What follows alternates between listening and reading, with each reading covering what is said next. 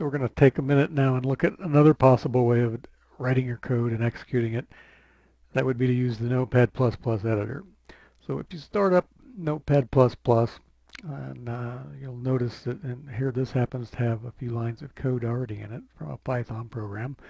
So it's giving us the comments here in green and some of the statements in black and some of the keyword prints and things like that in different colors, which is helpful as you do your editing, similar to the idle editor. The nice thing, though, is that we actually do have line numbers. So the longer your program gets, the more important that becomes.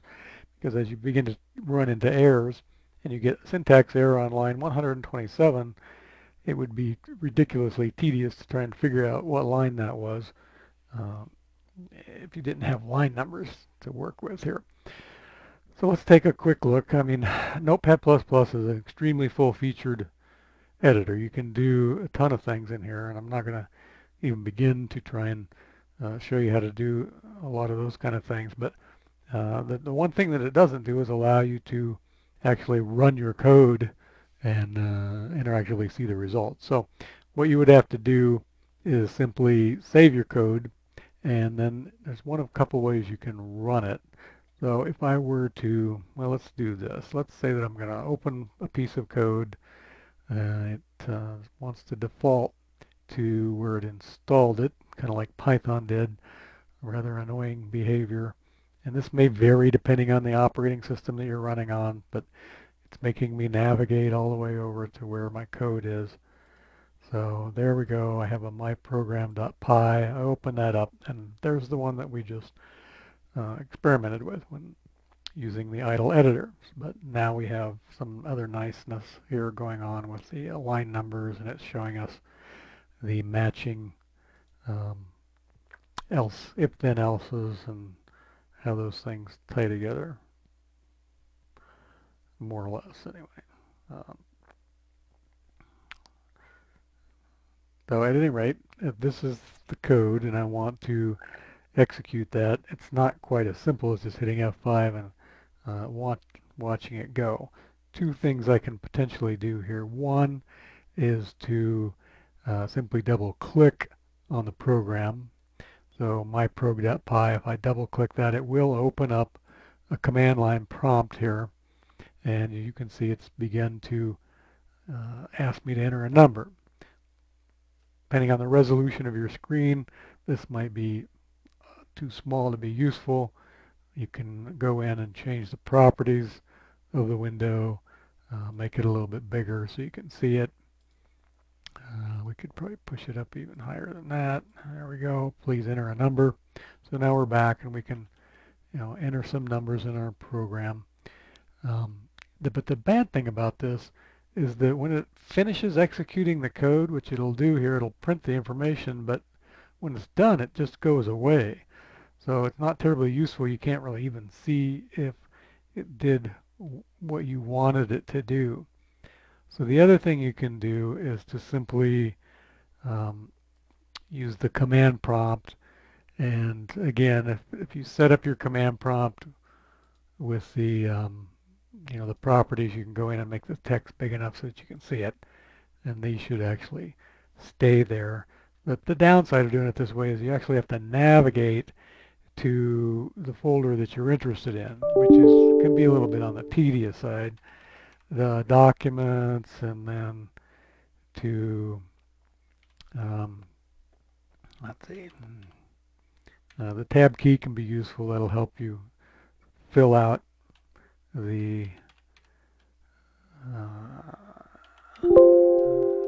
this is why this gets annoying here, is because you begin to forget the names of the actual directories that you're in. That was kind of unhandy.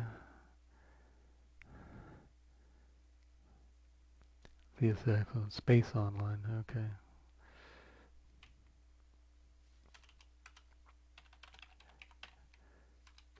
I don't necessarily recommend this. There are easier ways to go about this. That's not working very well either. There we go.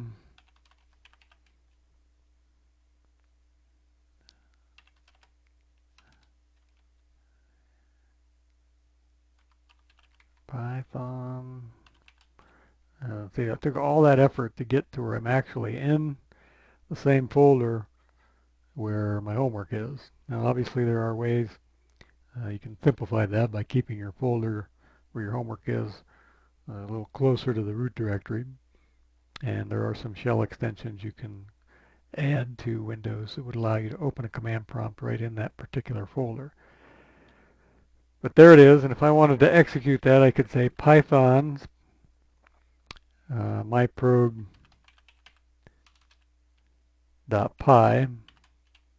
and now it's actually prompting me right here to put in my numbers and it gives me the answer, and it leaves my command window open. So then I can go back to my code. I can change my code. I say I want to say the biggest number, and I come up and I save that. I come back over here. I re-execute it, and now my code has changed. So now it says the biggest number is 8. So this is another workflow you can use depending on what you feel more comfortable with. For as much coding as we're going to do, I guess I'd recommend it. Probably just go ahead and stick with the idle editor.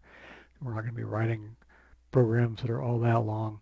And I'm going to try and find an extension that will add the line numbers into the idle editor and make life a little bit simpler. But this is another way you can do it if you want. And for those of you that are on the Mac, whatever editor you're using, the only difference is instead of the command prompt, you would need to open a terminal window. Since it's kind of a Unix derivative, you have to go into the terminal instead of the command prompt, but the rest of it would be the same. You'd still have to navigate to whatever folder your homework is in, where you've created and saved the files, and then run it from there with the same syntax, just the Python and then the name of the program. So your choice, choose one or the other, but go ahead and probably best if you stick with whichever one you go with.